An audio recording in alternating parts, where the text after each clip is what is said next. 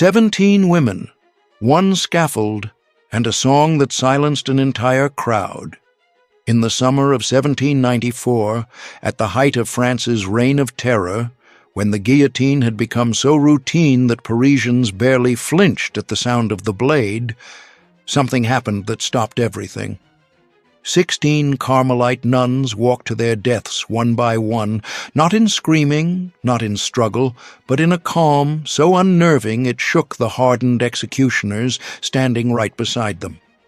No rage, no begging, just voices rising together, growing quieter with every fall of the blade. What could make 16 women face the most feared execution machine in human history, and choose to sing? To understand what happened on that sweltering July afternoon, you have to go back, not to the scaffold, not to the courtroom, but to a quiet, stone-walled convent in Compiegne, a small town roughly 50 miles north of Paris, where 16 women had chosen a life of silence, prayer, and radical simplicity. These were Carmelite nuns, and if you don't know what that means, it meant everything to them. The Carmelite order was not casual faith. It was total surrender. These women had given up family, comfort, inheritance, and identity. They wore coarse wool habits in the summer heat. They fasted. They prayed in the dark hours before dawn when the rest of the world was still asleep. Their entire existence was built around one belief, that suffering endured with grace was not weakness. It was the highest form of devotion. Their leader was Mother Teresa of St. Augustine, a woman of quiet steel. She had governed this small community with a discipline that was firm but deeply human. She knew each of her sisters, their fears, their doubts, their breaking points. And in the years leading up to 1794, she had watched the world outside their walls descend into something she could only describe as madness.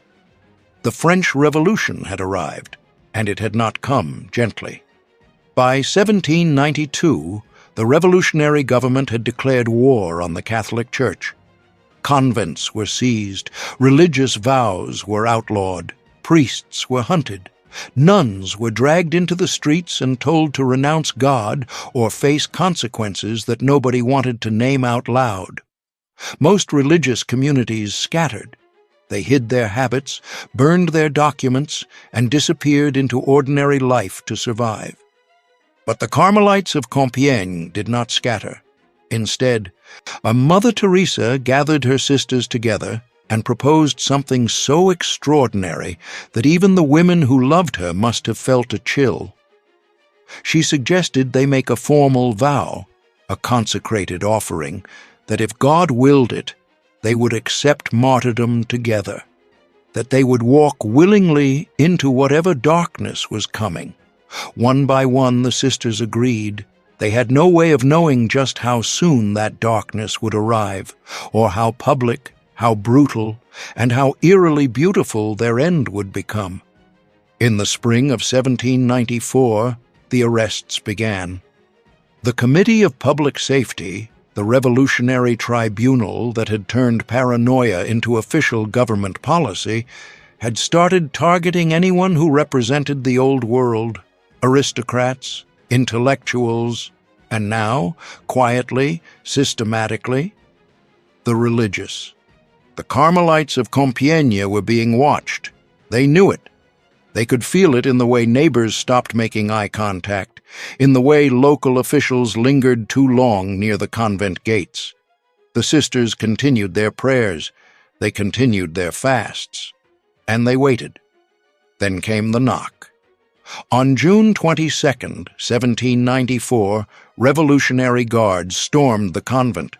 The sisters were arrested on charges so vague they were almost laughable: fanaticism and attachment to the superstitions of the old regime.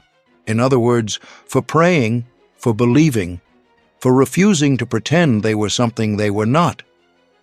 Here is what no one tells you about that arrest. The sisters did not resist, not one of them. But here is what makes it deeply unsettling. They had already rehearsed this moment.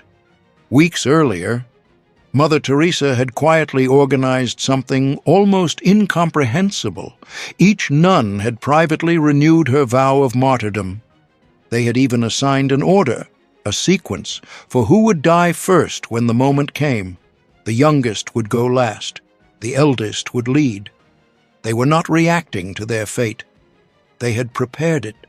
They were held for weeks in a revolutionary prison in Paris, surrounded by the sounds of daily executions outside their walls, the crowds, the blade, the silence after.